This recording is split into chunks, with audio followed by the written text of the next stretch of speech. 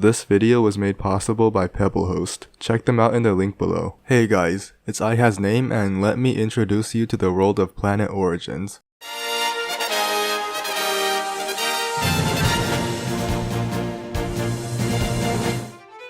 Planet Origins is a modded Origins SMP server that focuses heavily on both PvE and PvP.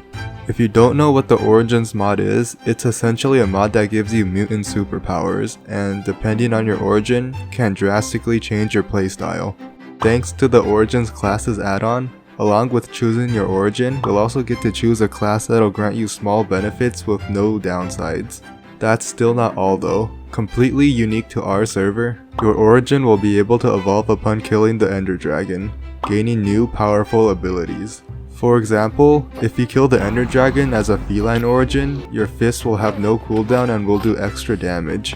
You'll basically have 1.8 PvP in a 1.16 server because of your origin. But be careful though, you won't be the only origin that's trying to evolve. Now, before I go super in depth, to join the server, you'll need to have Fabric and our required mods installed.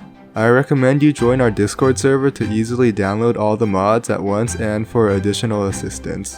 Our server address is pretty simple: play.planetorigins.net.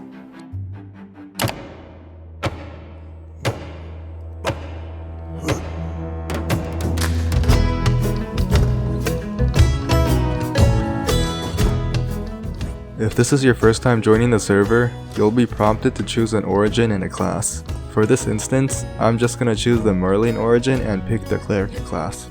You can see the origin that you picked by pressing O on your keyboard, but currently on our server, there's a visual bug that's preventing this from happening. Don't worry though, your origin and class are still there. Right afterwards, you'll see that you've been spawned onto a ship. This is the spawn of the server and you'll probably want to get as far away from here as possible. There are really only two ways of doing this, either by simply swimming away or by using the cannons below deck. These cannons lead to a variety of biomes, but it doesn't really matter what biome you choose as you'll probably want to get as far away from there as possible also. And remember, while out in the wilderness, people can easily come up to you and kill you, and believe me, they will try. So to set up protection, you're gonna want to set up your own claim or join someone else's. If you want to create your own, the first thing you'll need is a golden hoe.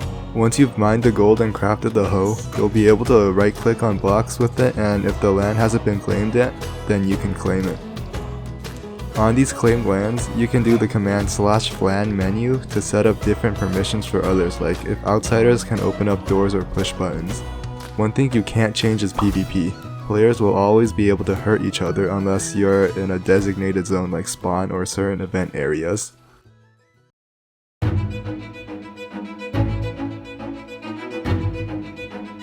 From here you should focus on getting enchanted netherite gear, as that's what we consider early middle game on our server. Once you've got this established, you can really do whatever you want afterwards. Of course, if you want to get even stronger, you'll need to participate in events, but more on that later. Aside from events, you can roleplay with others, start your own faction, attack other factions, and even start a war. Who knows, maybe you and a group of others believe that humans are simply the superior race and band together to attempt to rule the server. Or maybe your faction just really needs more armor, so you go to attack others for it. We really do encourage lore and good-natured conflict on our server, and if you get really into it, I heavily encourage you to look into our Discord, as there's a whole section dedicated to recruiting players to your side. Then there's the part where you try to evolve your origin.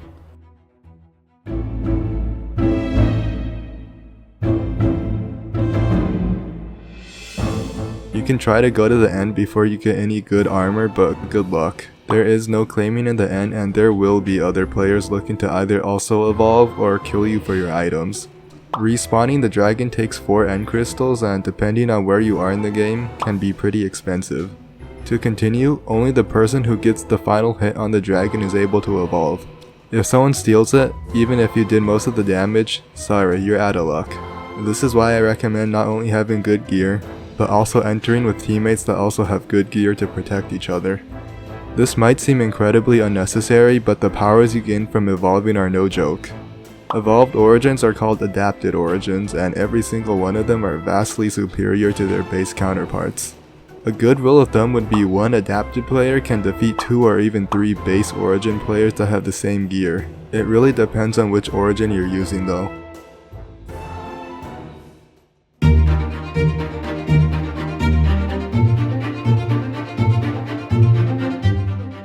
Events are a bit more complicated. They come in all sorts of shapes and sizes. Some of them can be as simple as lighthearted Connect 4 games, but some of them can be huge boss fights. Because events can be so random, I advise you to join at your own risk. There really is no way of telling how difficult the event is gonna be, but we will do our best to estimate before it starts. One thing for sure though is that events are one of the best ways to get stronger past full netherite and evolved origins. Many events will give you a chance to earn items not obtainable through regular survival gameplay. These items are what we like to call artifacts. Artifacts add a whole new level of customization to your character. For example, some artifacts can give you extra attack speed in exchange for your health.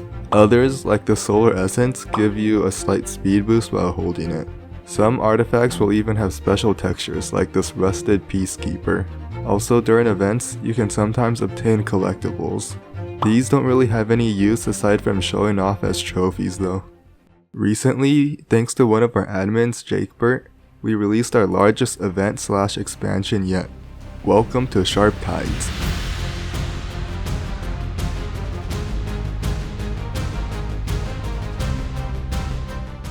Here you'll be raiding pillager forts and encountering a bunch of unique bosses at the same time.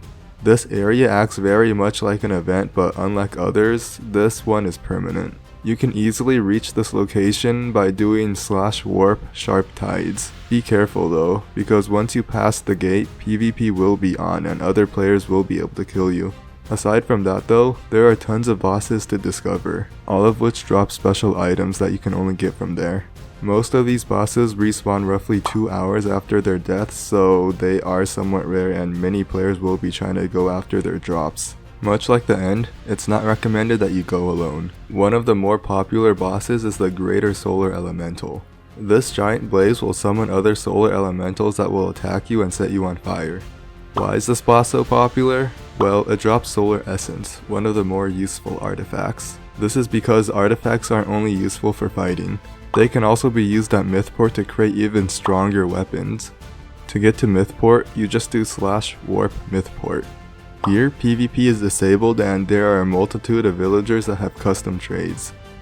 For example, this bartender will take silver coins that drop from the pillagers as Sharp Tides, in exchange for a variety of questionable drinks.